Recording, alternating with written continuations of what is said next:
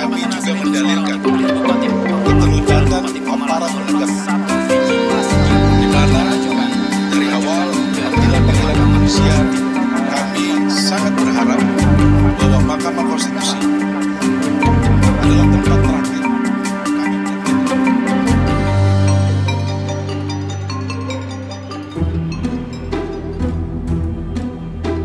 bahwa saya akan memenuhi tugas dan kewajiban saya sebagai anggota Bawaslu Provinsi. Bersama Bawaslu, tegakkan keadilan pemilu.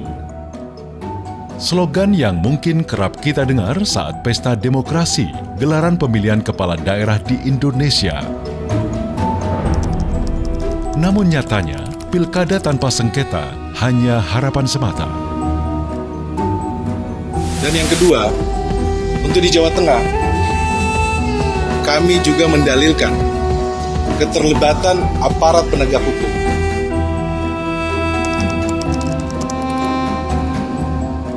Pasrah bukan jawaban. Tak ada kata lelah. Ini adalah tugas di bawah sumpah. Tugas divisi hukum sebagaimana yang diatur di dalam ketentuan menjadi pemberi keterangan ya. Dalam hal ini kalau kita ambil tema terkait dengan tugas utama kita adalah memberi keterangan di dalam perselisihan hasil atau sengketa hasil di Mahkamah Konstitusi. Dalam pemilihan 2024, ragam kasus ditangani Bawaslu, bukan hanya di ranah provinsi, melainkan juga di sejumlah kabupaten kota Jawa Tengah. Mulai dari dugaan politik uang, netralitas aparat, hingga perhitungan suara yang dipersoalkan. Perselisihan hasil pemilihan atau sengketa pemilihan, orang awam lebih bisa familiar terhadap istilah sengketa hasil ini adalah uang komplain yang memang disiapkan undang-undang ketika ada ketidakpuasan peserta pemilu terhadap hasil pemilu atau pemilihan, yang mana di dalam sengketa hasil atau perselisihan hasil pemilu atau pemilihan ini Mahkamah Konstitusi adalah satu-satunya lembaga yang diamanatkan oleh undang-undang untuk mempunyai kewenangan untuk penyelesaian terhadap sengketa hasil pemilihan itu.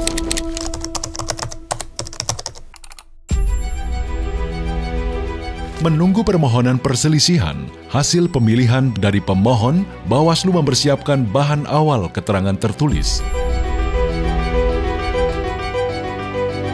Menghadapi PHP sejak awal tahapan pemilihan 2024, Bawaslu telah melakukan persiapan dalam menghadapi sengketa hasil pemilihan. Salah satunya mengeluarkan instruksi ke Bawaslu Kabupaten atau Kota untuk melakukan pendokumentasian hasil pencegahan, pengawasan, penanganan pelanggaran, penyelesaian sengketa proses.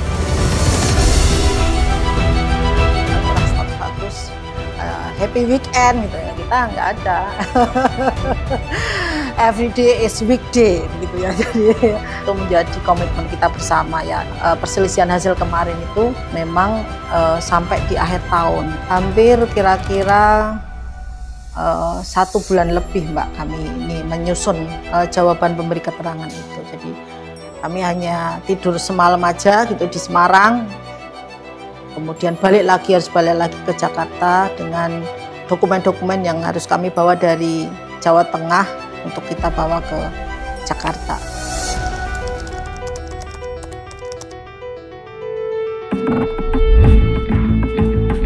Permohonan perselisihan hasil di Jawa Tengah ini ada 4 lokus ya, jadi gubernur, pilgub ini juga dimohonkan, kemudian ada Kota Semarang, kemudian Klaten dan Kabupaten Pemalang. Ya. Kalau untuk gubernur ini ada beberapa lokus di kabupaten kota.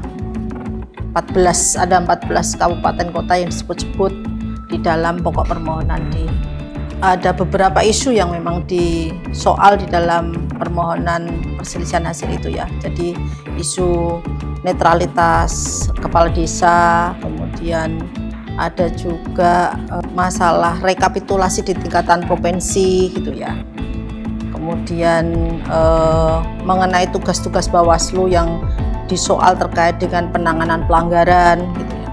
ada beberapa dalil yang memang dimohonkan di dalam perselisihan hasil gubernur itu. Ada permohonan yang diajukan oleh pasangan calon nomor urut 1, Vicky Prasetyo, kebetulan figur publik juga. Dan ini yang kemudian menarik banyak media nasional karena memang beliau yang mengajukan ke Mahkamah Konstitusi. Nah, Pemalang ini sampai ke persidangan kedua, ke pemeriksaan. Kemarin di Pilkada ada permohonan dari pasangan nomor urut 2, yaitu pasangan Heri Wibowo dan Wahyu Adi Darmawan. Kalau berbicara terkait perselisihan hasil yang dimunculkan awal itu adalah hasil, tetapi dalam kenyataannya pasangan calon ini mengajukan bukan terkait hasil tapi prosesnya. Menjelang pergantian hari tiba-tiba memang muncul di website MK itu, setelah kami baca ternyata apa yang didalilkan itu hampir sama dengan apa yang dilalui atau apa yang digodok, apa yang diproses oleh Bawaslu Kota Semarang terkait TPS 13 Kelurahan Lamper Tengah, Semarang Selatan. Jadi kita diinstruksikan oleh Bawaslu Provinsi dan Bawaslu RI untuk memantau di website Mahkamah Konstitusi. Pada saat itulah sudah masuk permohonan, lalu kemudian kita digadang oleh Bawaslu Provinsi Jawa Tengah untuk melakukan persiapan-persiapan. Yang kedua, kemudian kita menginstruksikan kepada teman-teman Panwas Kecamatan dan jajaran di bawahnya untuk mempersiapkan dokumen-dokumen yang sekiranya nanti diperlukan ketika pemberian keterangan tersebut.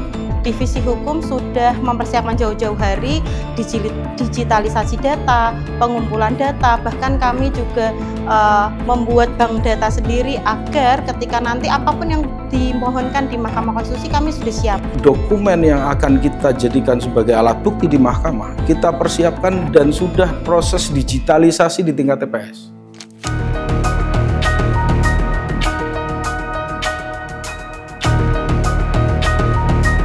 Waktu itu kita sudah menginstruksikan kepada teman-teman staf bahwa untuk sticky note terkait poin-poinnya yang itu kan ada nomornya, itu mungkin kecapean apa lupa teman-teman staf sehingga sampai di depan MK itu belum sempat di sticky note, sehingga teman-teman staf kita bantu menempeli di situ sehingga panas-panas dan sebagainya seperti itu. Yang unik adalah ketika kita mengerjakan keterangan di MK itu kan dimulai di bulan Desember, Januari, Februari. Seperti yang kita ketahui bersama, bulan-bulan itu adalah musim penghujan. Kantor kami ada di wilayah Kecamatan Semarang Utara. Jadi sempat terjadi banjir. Banjirnya on off. Kalau hujan, banjir. Kalau hujan, banjir, seperti itu. Itu tantangannya adalah bagaimana kita menyimpan data-data yang secara fisik agar tidak rusak oleh banjir seperti itu. Karena kan kadang kita pergi nih ke Jakarta, ada data yang tertinggal lalu banjir. Nah, itu kan sangat bahaya kalau kita nggak mengantisipasi, nanti misalnya dia terendam banjir tanpa ada orang tahu, rusak, kita hanya punya data digitalnya, berarti kan seperti itu. Memang kita sudah diberi pengarahan dari Provinsi dan RI terkait pemberian keterangan itu. Memang di sana kita selalu dipantau, jadi diberi cara-cara untuk menulis keterangan sebagai keterangan di Mahkamah Konstitusi tersebut. Kita mulai persidangan. Persidangan untuk perkara 263 berkaitan dengan perkara pemilihan gubernur /2020 /23 Romawi /2025, kemudian 22 115 199 266 juga berkaitan dengan pemilihan gubernur, 99 dan 31 berkaitan dengan bupati wali kota dibuka dan persidangan nyatakan terbuka untuk umum. Nama saya Muhammad Amin, Ketua Bawaslu Provinsi Jawa Tengah, didampingi oleh Bu Diana Ariyanti, Koordif Hukum dan Diklat. Terima Ya. kasih, Yang Mulia. Yang dari Kota Semarang. Silakan. Terima kasih Yang Mulia, izin perkenalkan kami dari Bawaslu Kota Semarang sebagai pemberi keterangan. Hadir Ketua Bawaslu Kota Semarang Arif Rahman dan didampingi oleh Koordif Hukum Penyelesaian Sengketa Ibu Maria Goretti Jutari Risma Hanjayani. Terima kasih. Tantangan di Bawaslu itu sebetulnya adalah bagaimana kemudian menjawab dalil-dalil yang tidak berhubungan sama sekali dengan perolehan suara. Misal, salah satu dalil yang kemudian agak menariknya di persidangan itu adalah bahwa KPU Kabupaten Pemalang tidak menghitung seluruh surat suara. Yang dalam konteks proses pemilihan itu mulai dari TPS, pemungutan penghitungan di TPS, rekapitulasi di tingkat kecamatan, sampai tingkat kabupaten, dan kalau gubernur sampai tingkat provinsi, itu kita pantau semua, kita awasi semua, dan semuanya sesuai. Jadi kita sudah sampai di gedung MK, sudah membawa berkontainer-kontainer bukti. Saya sudah menyiapkan map sebesar ini di meja, malamnya sudah latihan dengan provinsi, bagaimana cara menyampaikannya, bagaimana kalau ditanya oleh hakim, tapi ternyata dicabut sebelum kita bisa membacakan itu. Tapi ya, nggak apa-apa. Demi keadilan berdasarkan ketuhanan Yang Maha Esa, Mahkamah Konstitusi Republik Indonesia yang mengadili perkara konstitusi pada tingkat pertama dan terakhir menjatuhkan ketetapan dalam perkara 1. 8 nomor 263 garis miring BAP titik Gub garis dasar 23 Romawi garis miring 2025 perisian hasil pemilihan umum Gubernur Jawa Tengah tahun 2024. Pemohon Andika M. Perkasa dan Hendrar P. Hadi alias Hendi mengajukan penarikan kembali permohonan pemohon perkara nomor 263 garis miring BAPU titik Gub garis datar 23 Romawi garis miring 2025. 2 menyatakan permohonan dalam perkara-perkara tersebut di atas ditarik kembali. 3 menyatakan pemohon tidak dapat mengajukan kembali permohonan aku. 4 memerintahkan Panitera Mahkamah Konstitusi untuk mengembalikan salinan berkas permohonan kepada masing-masing pemohon. Memberikan keterangan resmi di persidangan, ini bukan sekedar formalitas. Ini adalah cara memastikan kebenaran terungkap. Keterangan Bawaslu menjadi pertimbangan Mahkamah Konstitusi, sebuah kunci untuk menjaga marwah demokrasi.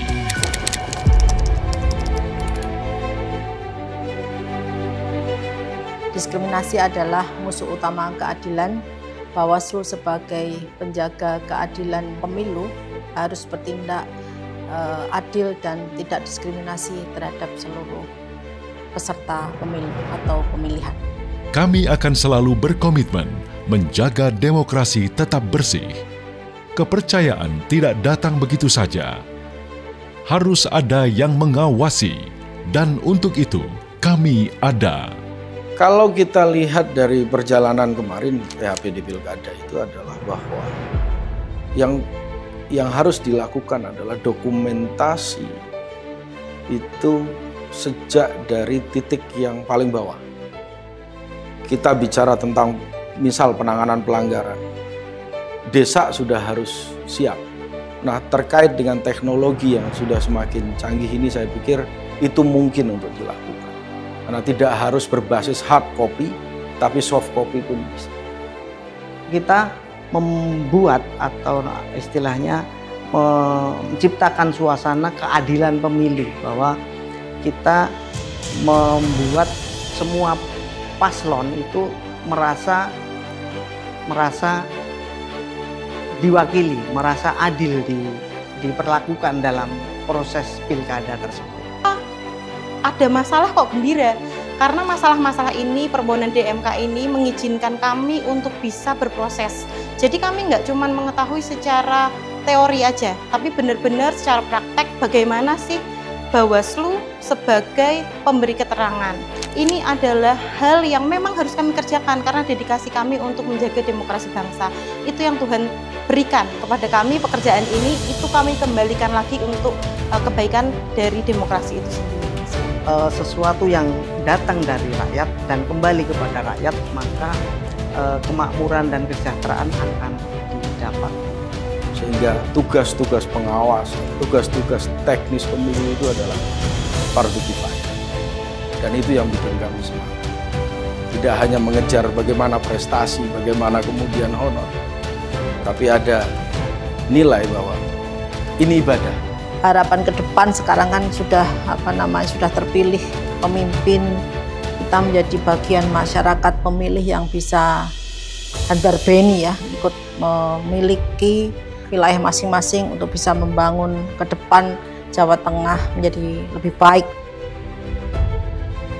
Bersama rakyat awasi pemilu, bersama Bawaslu tegakkan keadilan pemilu.